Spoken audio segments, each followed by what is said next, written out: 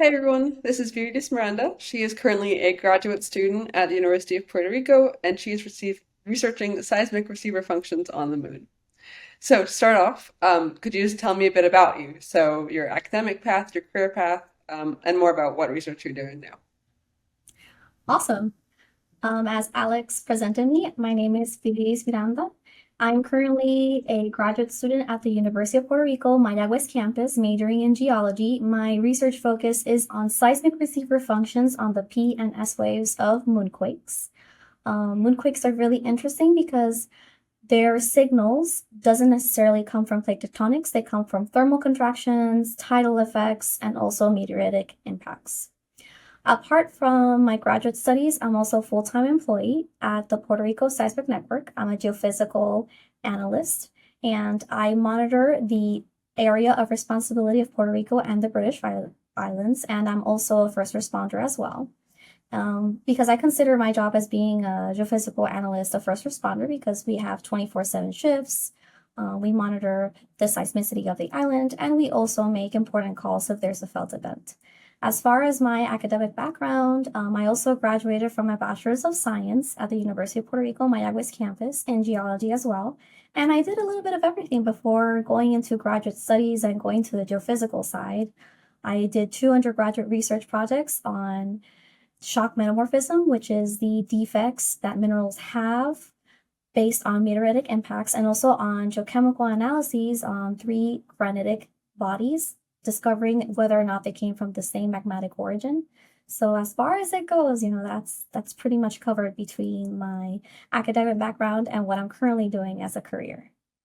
So to move on from that, I wanted to ask, was this something that you always knew you wanted to do? So what got you into science communication? What you got you into your current research field, and how did you find your passion for it? Ooh, very interesting questions.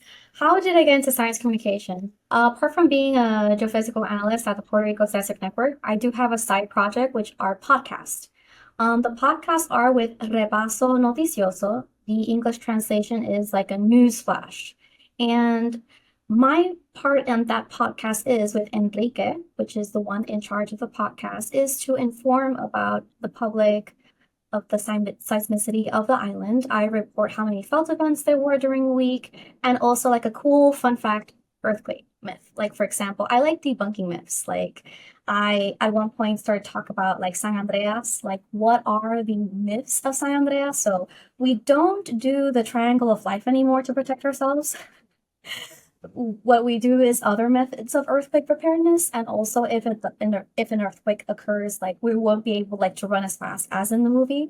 And I like doing that for science facts. I also like talking about what I do as a graduate student as well, and love podcasting because it gives the opportunity for me to tune in my voice and for me to be heard, and also to talk about something very complicated to very simplified terms in order for every single age to learn. I also got invited to a radio talk show host once to talk about my major in geology, and I love doing that. So I get invited from time to time to talk about, for example, about the igneous bodies of Puerto Rico, or to talk about why is there karst in the north and south of Puerto Rico? What is the oldest rock being dated within our island and stuff like that. And to be able to have such a creative space in order to inform the public about what I do is cool, and in order to inform like the youth about there is a geoscience degree being held at the University of Puerto Rico. And if you want to study all of these aspects, geology is such a varied field. And I love having that creative space to make my stuff heard, and science be heard and science be cool. Like not every single thing has to be very dull and serious. You can have fun while learning.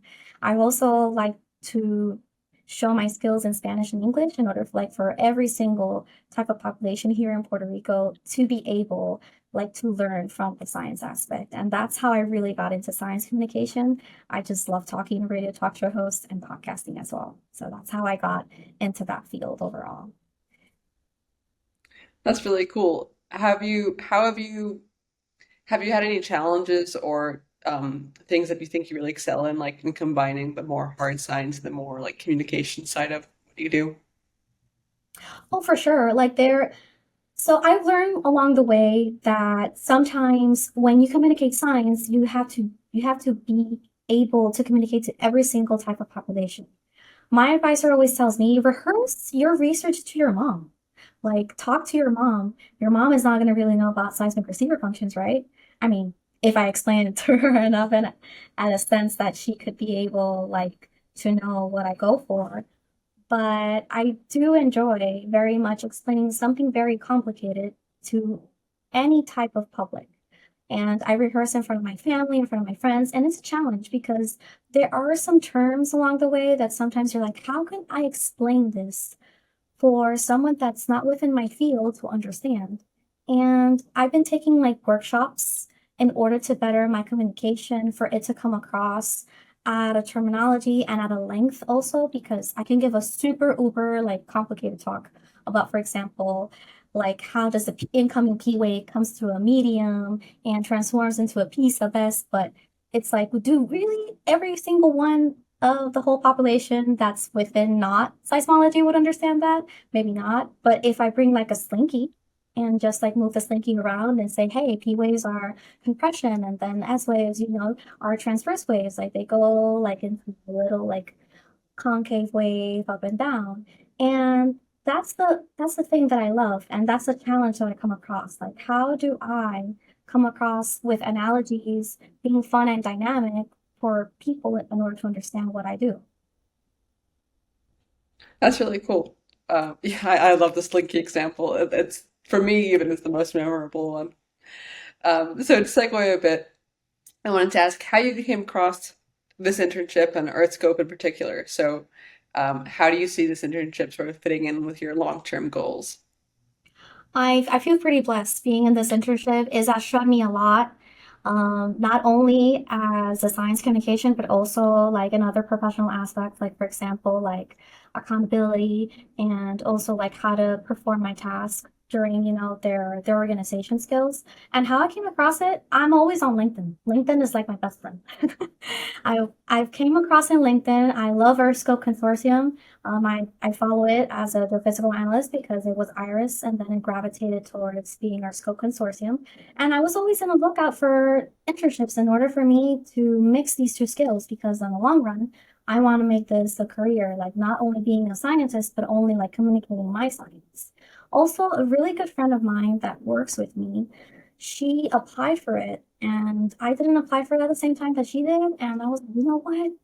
This time along, I really want to apply for it, and I really want to show my skills. And it really paid off looking at everything in LinkedIn and liking Iris and Earthscope because you get lots of neat notifications on what type of internships are available in order for you to hone like different types of skills. Cool, yeah. I think that like endless scrolling on LinkedIn, it's actually pretty good sometimes. Um, so generally, I'd also want to ask, both for, somebody who might be in your shoes next to you or somebody who's in your shoes like 5 years ago, what advice would you give? Not necessarily to, an undergraduate student, but to anybody who's just sort of earlier on in a similar career. What the advice that I would give if they want to go like into a geoscience career or like to go to college, for example, study any STEM field is networking. Do not be afraid to try new things, even though you think you might not be cut out for it. Because if I was talking to my 17-year-old self and I was next to her right now and about to apply like for colleges, I would have never in a billion years guessed that I would be doing like seismic receiver functions on the moon. Um, Always math and science, sometimes people find a little bit taxing, but I've always applied to myself what my advisor says to me. You think more than you realize. And I think we don't give ourselves too much credit for the talents that we have. Like I'm very outspoken, I'm very extroverted, and that would make me cut out for being a science communicator. Also, my passion for science is what made me move to try different things until I found my passion on the thing that I would like to work in. Did undergraduate research projects in different topics, never was afraid to talk to people or network with people. So, and it doesn't matter like your knowledge and your background because we're all like students at the end of the day. We keep learning as the way we go. So I would say be brave, get yourself out there, try new things, and talk to everybody. You never know who might be, your next coworker or your next advisor. I always say, life life has very unexpected trajectories and pathways, but it's really interesting and cool once you get the chance. Yeah, I totally agree with everything you said.